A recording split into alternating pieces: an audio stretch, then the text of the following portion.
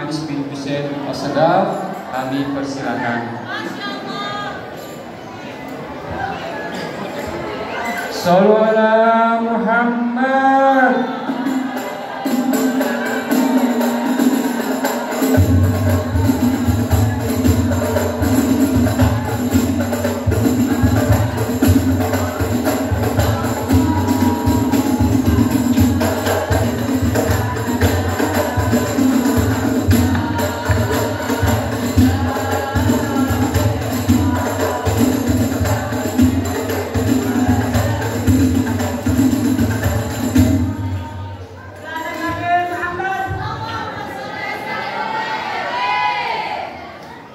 Assalamualaikum warahmatullahi wabarakatuh. Alhamdulillahil karimil ghaffar ar-raufus sattar alladzi wafaqa ibadahu salihina ila dzikrihi wa ibadatihi ana al-laili wa atrafan nahar. Allahumma salli wa sallim wa barik wa karrim wa azim ala sayyidina wa habibina wa syafi'ina wa qurrati a'yunina wa maulana Muhammadin salatan tamla'u biha qulubana yaqina wa biha Allah fid daraini min kulli su'in wa makruhin yaqina wa ala alihi wa sahbihi wa barik wa sallim amma ba'du. Faqad qala Allah Ta'ala fil Qur'anil Karim, Bismillahirrahmanirrahim, laqad manna Allahu 'alal mu'minina idh ba'atha fihim rasulan min anfusihim yatlu 'alaihim ayatihi wa yuzakkihim wa yu'allimuhumul kitab wal hikmah wa in kanu min qablu lafi dhalalin mubin. Wa qala an-nabiy sallallahu alaihi wasallam an Abi wa an Abdullah ibn Mas'ud qala law jaa rajulun ila an-nabi sallallahu alaihi wasallam qala kaifa taqulu bi rajulin ahabba qaumin wa lam yulhiq bihim qala Rasulullah sallallahu alaihi wasallam al-mar'u ma'a man ahab. Hadratul mukarramun wal muhtaramun, para alim ulama, para kiai, para ajengan yang sama-sama kita muliakan dan kita cintai, wabil khusus yang senantiasa memberikan ilmunya kepada kita, yaitu Al-Ustaz Ahmad Rifai, dan juga guru-guru kita yang lain yang mohon maaf tidak saya sebutkan namanya satu persatu, namun tidak mengurangi takdim dan hormat saya kepada mereka semua. Ketua DKM Masjid Baitul Mukminin beserta jajaran pengurusnya, segenap panitia perayaan Maulid Nabi Muhammad sallallahu alaihi wasallam, dan juga penghormatan kepada aparatur pemerintah baik TNI maupun Polri, tokoh masyarakat, para hadirin sekalian jamaah yang sama-sama dimuliakan oleh Allah Subhanahu wa taala. Syukur alhamdulillah, berkat rahmat hidayah dari Allah, di siang hari ini kita berkumpul bersama di dalam rangka memperingati dan mengagungkan hari lahirnya Nabi kita Muhammad. Salawat dan salam senantiasa kita curahkan untuk beliau. Moga-moga berkah salawat dan salam yang selalu kita curahkan untuk Nabi kita Muhammad menjadi wasilah kita nanti di hari kiamat. Kita akan mendapatkan tempat di sisi baginda Rasulullah sallallahu alaihi wasallam. Sama-sama kita ketahui dan kita maklumi bahwasanya setiap tahun apabila datang bulan Rabiul Awal, umat Islam yang berakidah ahli sunnah wal jamaah bersama-sama memperingati dan mengagungkan hari lahirnya Nabi kita Muhammad. Di Indonesia mayoritas umat Islamnya berakidah ahli sunnah wal jamaah, sehingga bisa kita lihat perayaan Maulid di Indonesia bukan saja diadakan di masjid ataupun di majelis-majelis taklim. Tidak sedikit umat Islam yang merayakan Maulid Nabi di kantor-kantor dan di rumah-rumah mereka. Dan di Indonesia ada satu fenomena yang luar biasa di dalam merayakan Maulid Nabi. Kalau di negara-negara Islam yang lain, Maulid itu hanya dirayakan di bulan Rabiul Awal. Kalau sudah keluar bulan Rabiul Awal, di negara lain itu tidak ada lagi orang yang merayakan Maulid. Tapi di Indonesia setiap tahun Maulid diawali dengan kedatangan bulan Rabiul Awal. Nanti walaupun bulan Rabiul Awal sudah kita tinggalkan, umat Islam masih banyak yang merayakan Maulid. Bahkan perayaan Maulid akan sampai ke bulan Rajab sebelum datangnya peristiwa peringatan Isra dan Mi'raj Nabi kita Muhammad. Ini menunjukkan bahwasanya orang Indonesia mengerti betul kalau Maulid itu tidak pernah menyimpang dari Al-Quran juga sunnah Nabi Muhammad. Orang Indonesia meyakini apa yang sudah dilakukan oleh guru-guru kita sebelum kita, maka semuanya pasti ada dalil, baik dari Al-Quran ataupun dari sunnah Nabi Muhammad. Jadi perayaan Maulid ini bukan perayaan yang mengada-ada, bukan perayaan yang bid'ah, bukan perayaan yang menyimpang baik dari Al-Quran ataupun sunnah. Kalau ada kelompok umat Islam yang tidak mau merayakan Maulid, itu hak mereka, betul apa enggak Bu? Tapi mereka tidak boleh mensyirik-syirikkan orang yang Maulid.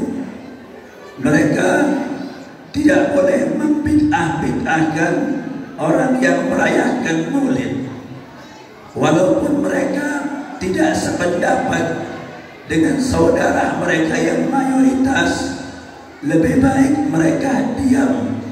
Karena apa yang dilakukan oleh mayoritas umat Islam adalah pengamalan Al-Quran juga sunnah Nabi Muhammad sallallahu alaihi wasallam.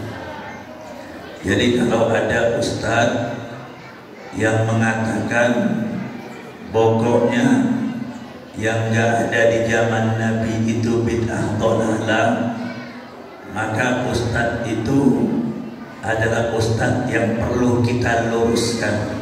Betul gak Bu? Di dalam Islam itu ada yang namanya ikhtilaf ada yang namanya inkhiraf. Istilah itu ikhtilaf artinya perbedaan. Setiap perbedaan belum tentu salah. Orang boleh berbeda, tapi bisa jadi perbedaan itu dua-duanya betul, karena mereka mengambil dasar dari Al-Quran juga sunnah Nabi Muhammad. Saya bertanya kepada ibu-ibu, madhab yang mu'tabar di dalam Islam itu ada berapa, Bu? Ada 4.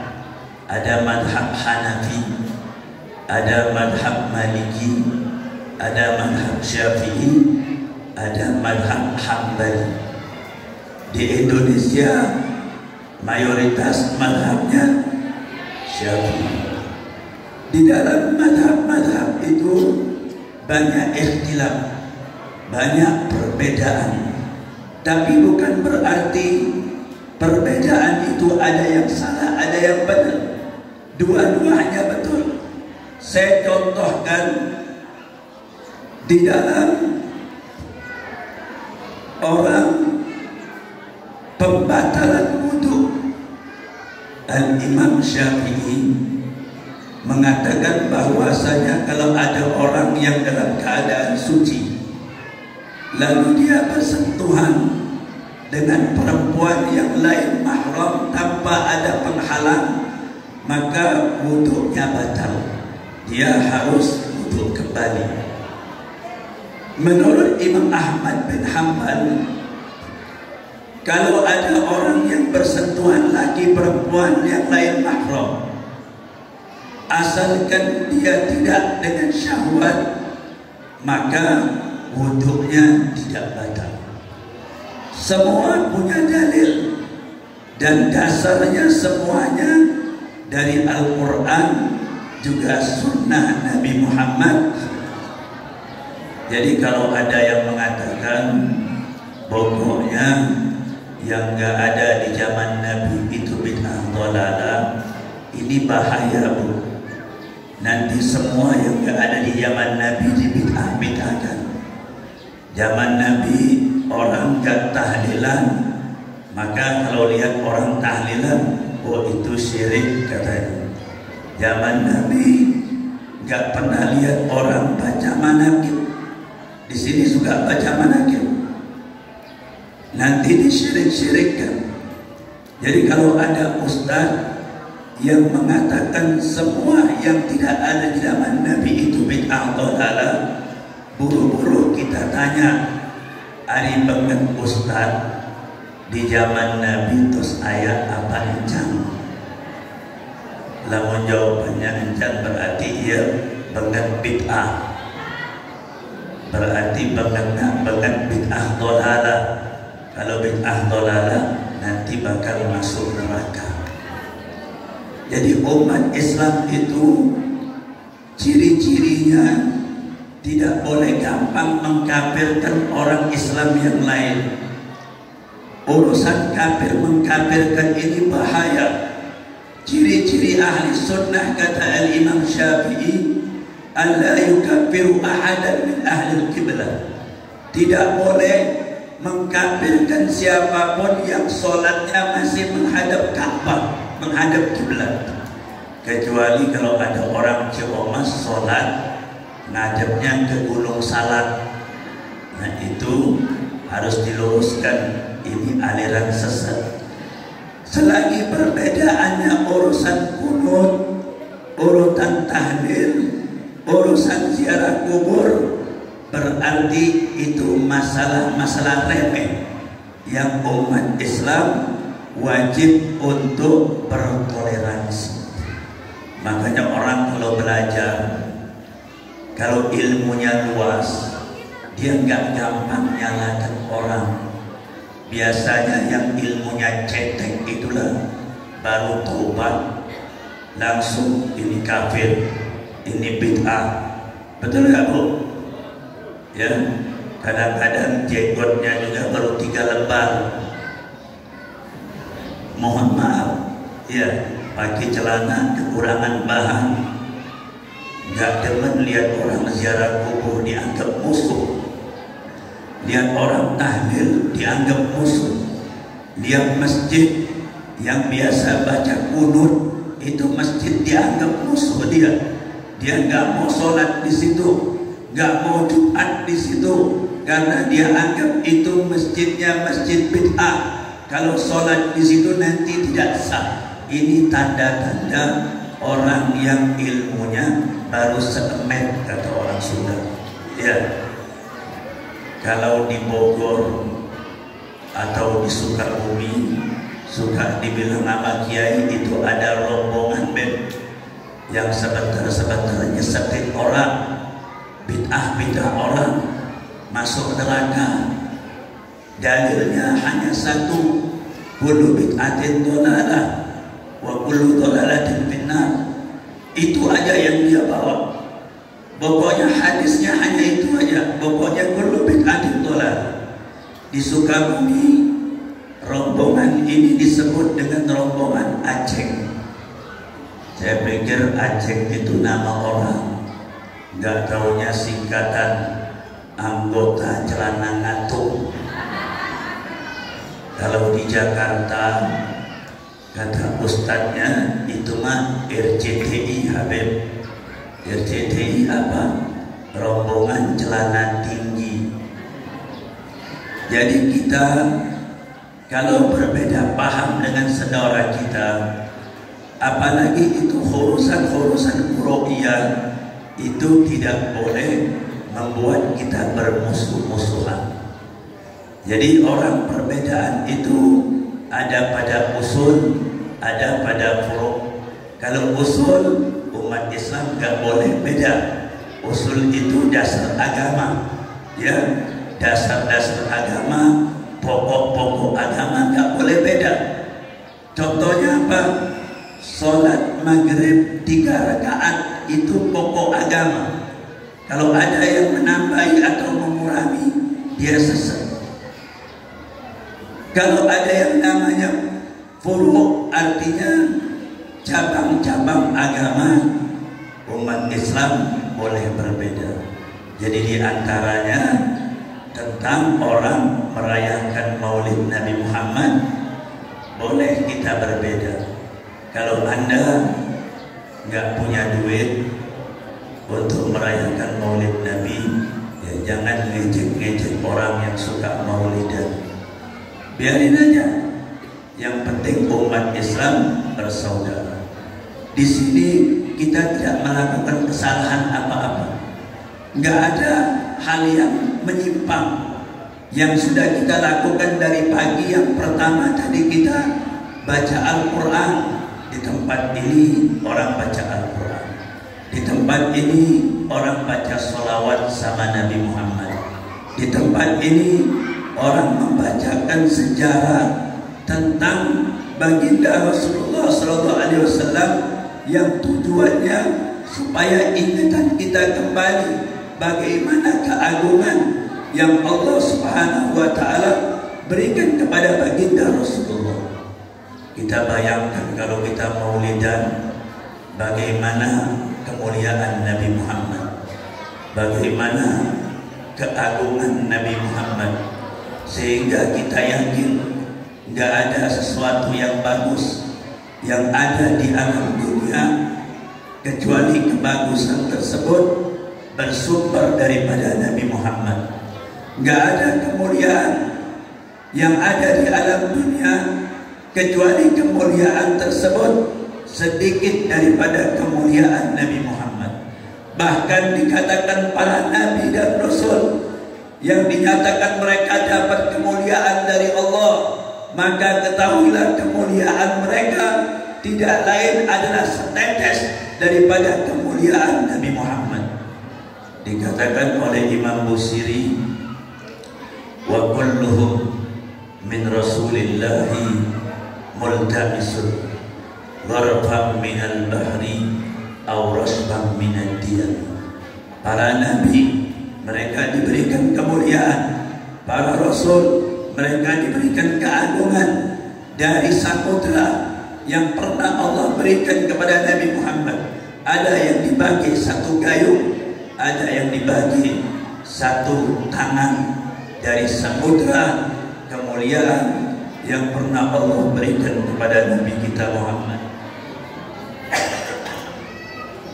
Maka dalam kesempatan yang mulia ini, kembalikan ingatan kita bagaimana jasa Nabi Muhammad SAW sebagai orang yang baik, berusaha untuk membalas jasa orang yang berbuat baik kepada kita. Walaupun kita tahu balasan jasa kita itu tidak bakal terbalas, tidak bakal setimpal kebaikan orang kepada kita, tapi kita diperintahkan tetap untuk membalas kebaikan orang yang berbuat baik kepada kita. Saya contohkan, kita sebagai anak diperintahkan untuk berbakti kepada kedua orang tua kita. Baktinya kita kepada orang tua itu adalah sebagai balas jasa kita kepada orang tua yang sudah mengorbankan segala-galanya demi kesuksesan kita. Orang tua kita lebih baik dia tidak tidur daripada kita yang tidak tidur. Orang tua kita lebih baik mereka yang kepanasan daripada anaknya yang kepanasan.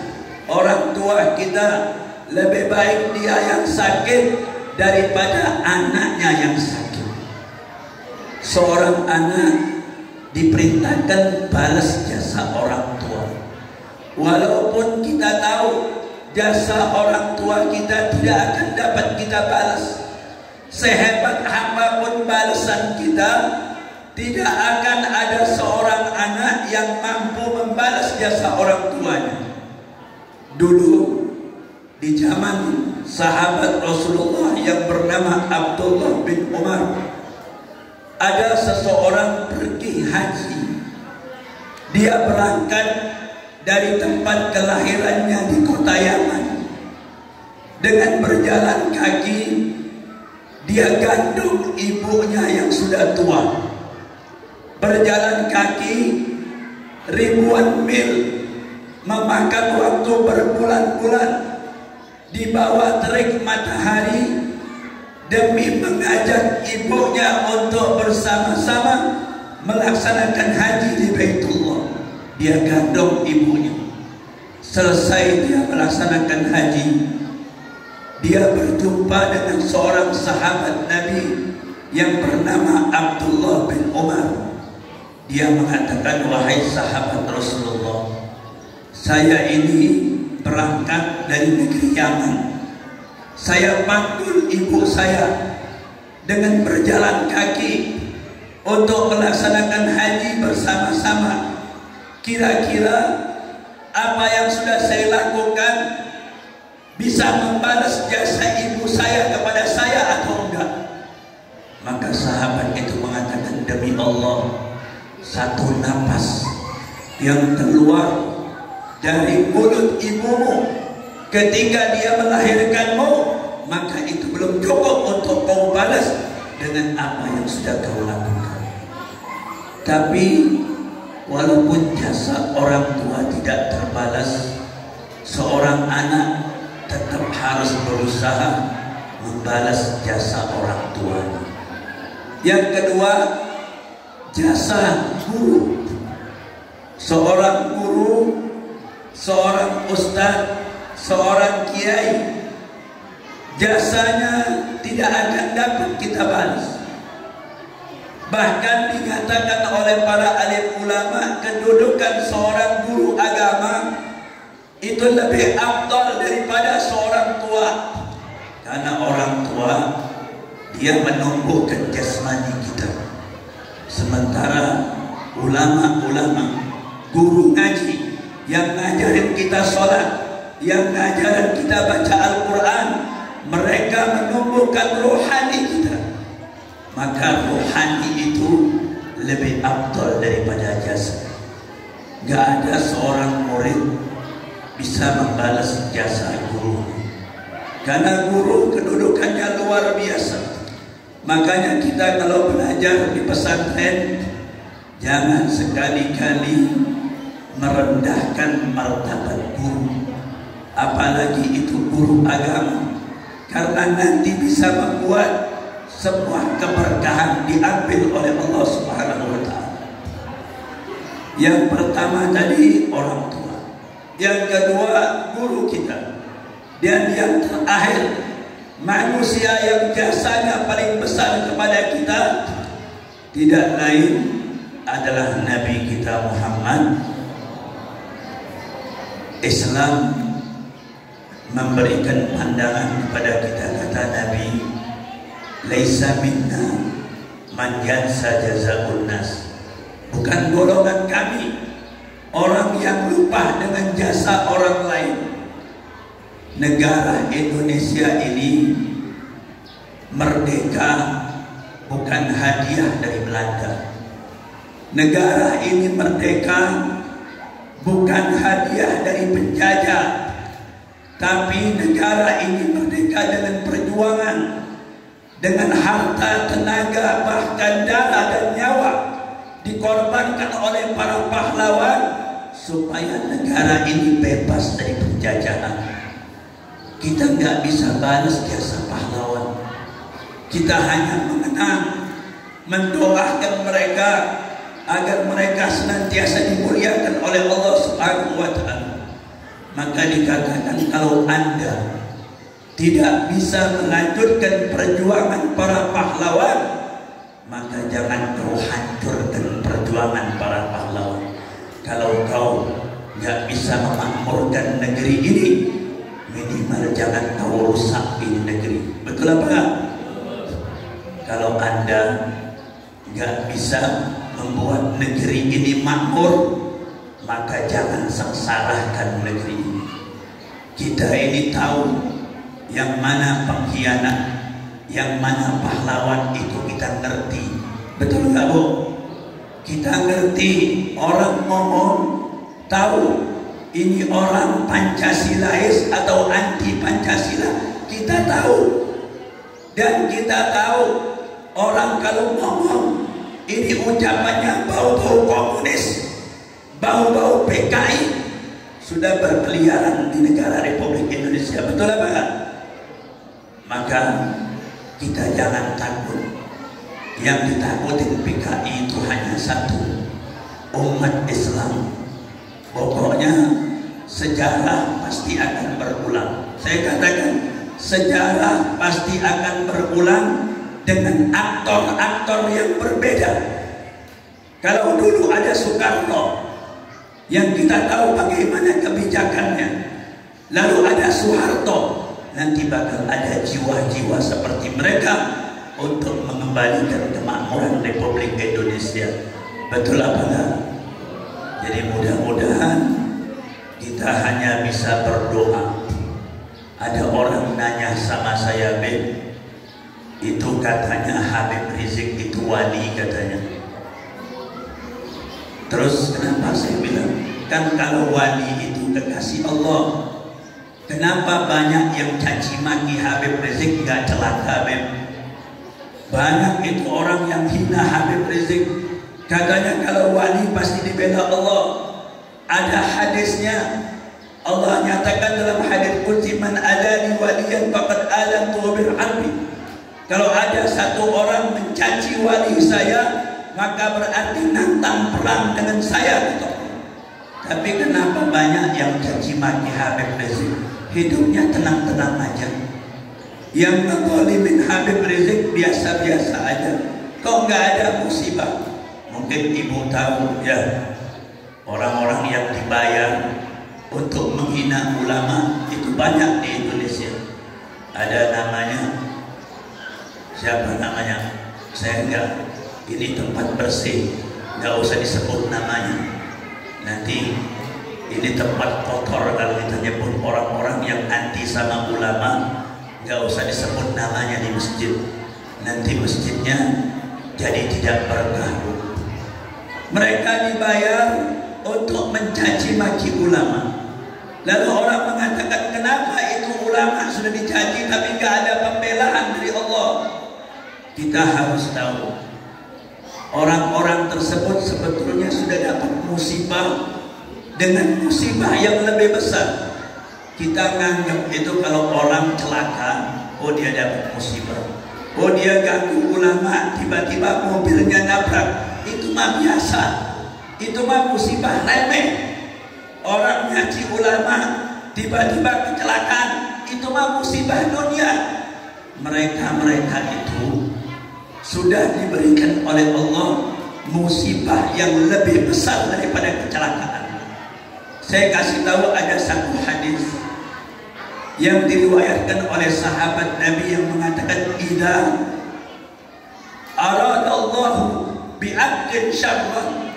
Dengerin, kata Nabi, kalau Allah kepengen orang ini celaka, kalau Allah menghendaki seseorang itu bakal hancur di dunia dan akhirat, amsaku uqubatahu, maka azabnya akan ditahan oleh Allah. Allah gak kasih di dunia, Allah diamkan. Silakan, Anda mau apa bebas, caci maki terus ulama, caci maki terus Habib, Anda akan hebat. Tapi ingat, pintu taubat sudah Allah tutup buat kalian. Begitu ajal menjemput kalian, kalian langsung masuk neraka, langsung diadab di alam barzakh. Kalau Allah cinta, Allah akan kasih musibah dengan kecil, musibah kecelakaan, supaya dia balik, supaya dia diingatkan oleh Allah dengan musibah tersebut.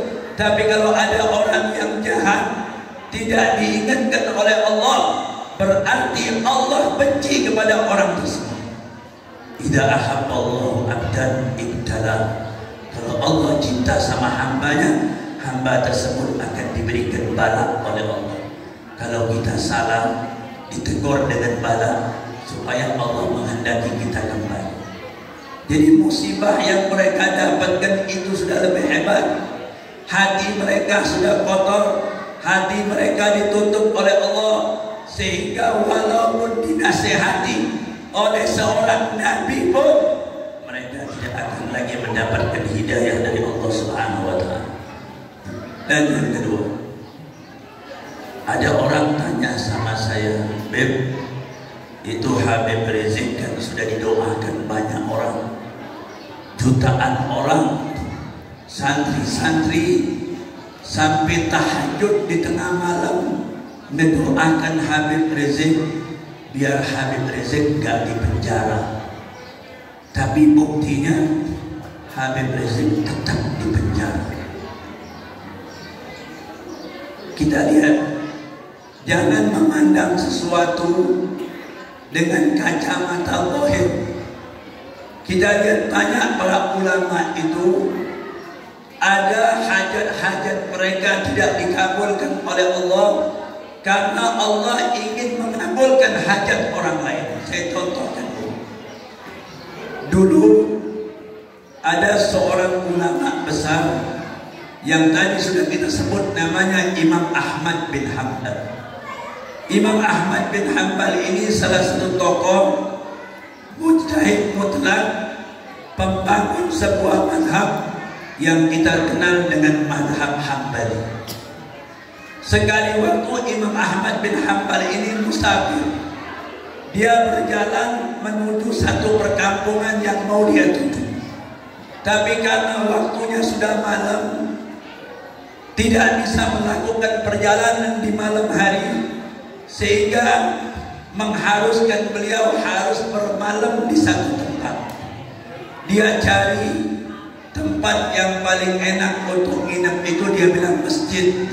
Karena dia musafir, maka dia datanglah ke sebuah masjid untuk menumpang menginap satu malam. Nanti besoknya baru mau berangkat melanjutkan perjalanan. Ketika beliau mau istirahat, penjaga masjid itu membangunkan beliau. Dia bilang, Pak, mohon maaf, di sini tidak boleh tidur, nggak boleh menginap.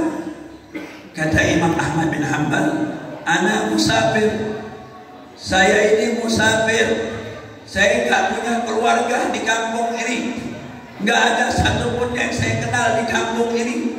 Bagaimana saya mau menginap? Satu-satunya tempat ya ini tempatnya Baitullah, tempat orang Muslim.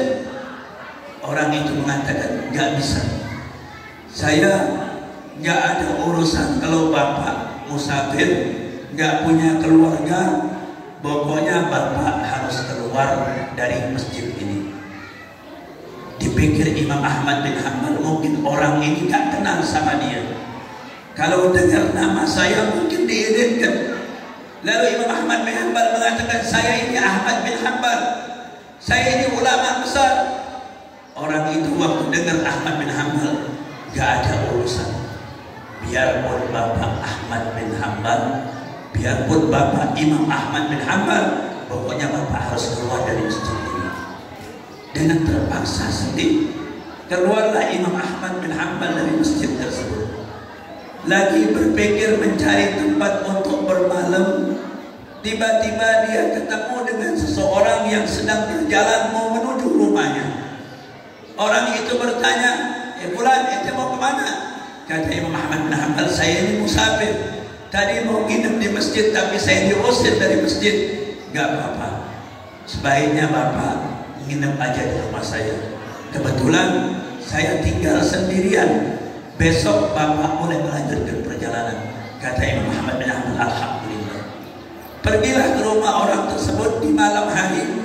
Ketika Imam Ahmad bin Hanbal sedang tertidur, orang ini kerjaannya membuat roti untuk dijual di esok hari untuk sarapan pagi. Sambil dia buat roti, mulutnya selalu berzikir kepada Allah. Zikirnya keras, membuat Imam Ahmad bin Hanbal terbangun. Mendengar suara orang berzikir. Dari mana zikir itu? Dilihat rupanya zikir keluar daripada pemilik rumah yang sedang mengaduk rotinya sambil berzikir kepada Allah. Imam Ahmad bin Hanbal terbangun. Dia mengatakan, "Demi Allah, alangkah bagusnya amalanmu. Aku dengar dari tadi engkau tidak pernah berzikir, tidak pernah berhenti untuk berzikir kepada Allah. Kira-kira apa yang sudah Allah berikan kepada engkau? Berkah engkau selalu berzikir kepada Allah di malam hari." Orang ini bilang, "Banyak. Manfaat zikir ini sudah banyak diberikan oleh Allah kepada saya." Apa kata Imam Ahmad bin Hanbal? "Di antaranya, saya ini kalau berdoa, hampir semua doa saya dikabulkan oleh Allah. Tapi ada satu doa yang setiap malam kalau saya salat hajat, selalu saya lantunkan kepada Allah, tapi doa itu sampai hari ini belum dikabulkan oleh Allah." Imam Ahmad bertanya, kira-kira doa apa yang belum dikabulkan oleh Allah tersebut? Orang ini mengatakan, "Doaku itu, aku kepengen berjumpa dengan Imam Ahmad bin Hanbal." Doanya kepengen ketemu dengan Imam Ahmad bin Hanbal. Imam Ahmad bin Hanbal mengatakan, "Saya Imam Ahmad bin Hanbal, doamu hari ini sudah dikabulkan oleh Allah." Lalu Imam Ahmad bin Hanbal mengatakan, "Demi Allah, orang yang kemarin tadi malam mengusir saya dari masjid tidak mengizinkan saya untuk menginap di masjid karena Allah ingin memenuhi hajatmu untuk ketemu dengan Imam Ahmad bin Hanbal." Dari cerita ini bisa kita ambil hikmah. Kenapa ulama-ulama mesti masuk penjara? Habib Rizik di penjara di tempat orang-orang narkoba, bandar-bandar narkoba yang tidak mengerti sholat. Jangankan disuruh sholat, bacaan sholat aja nggak tahu. Orang-orang jahat. Tapi begitu Allah kirim ulama yang menjadi pintu hidayah bagi semua penghuni penjara tersebut. Jadi Allah menjarahkan ulama karena Allah ingin memberikan hidayah kepada orang-orang yang ada di penjara tersebut. Itulah namanya hikmah dari Allah. Makanya ulama mau di penjara, mau bebas, itu mah gak ada urusan. Yang namanya ulama dimanapun dia pasti akan memberikan manfaat untuk agama, untuk Nabi Muhammad SAW. Itulah tugasnya ulama. Yang namanya emas, walaupun berada di comberan tetaplah emas. Makanya ulama tidak pernah bersedih. Mana orang bersedih? Habib Rizik tidak pernah bersedih. Kita lihat banyak orang dapat hidayah di penjara. Kalau di luar mereka belum tentu dapat hidayah, ternyata dalam penjara mereka dapat hidayah. Banyak nanti yang bakal keluar bukan saja orang biasa, bahkan mereka jadi ulama-ulama yang bisa membantu dakwahnya Nabi Muhammad. Jadi mudah-mudahan kita selalu diberikan hidayah oleh Allah Subhanahu wa taala. Semua hajat-hajat kita dikabulkan oleh Allah Subhanahu wa taala. Khususnya pembangunan Masjid Baitul Mukminin. Mudah-mudahan dimudahkan oleh Allah untuk menyelesaikan masjid ini, dan mudah-mudahan masjid ini menjadi masjid yang bermanfaat, masjid yang dibangun dengan dasar ketakwaan kepada Allah, menjadi benteng untuk mencetak generasi-generasi Muhammadi, orang-orang yang kenal dengan akhlak dan budi pekertinya baginda Rasulullah SAW. Mudah-mudahan hajat-hajat kita dikabulkan oleh Allah. Apa yang sudah kita korbankan dari mulai pagi, tenaga kita, harta kita, mudah-mudahan jadi amal ibadah yang pahalanya dilipat gandakan oleh Allah Subhanahu wa taala. Anak-anak kita dijadikan oleh Allah anak yang soleh dan soleha, dan semua yang berkumpul di tempat yang mulia ini mudah-mudahan kita akan mendapatkan syafaat daripada Nabi kita Muhammad sallallahu alaihi wasallam. Mungkin itu saja yang dapat saya sampaikan. Kurang lebihnya saya mohon maaf karena memang keadaannya lagi kurang sehat. Mungkin itu saja yang dapat saya sampaikan. Wassalamualaikum warahmatullahi taala wabarakatuh.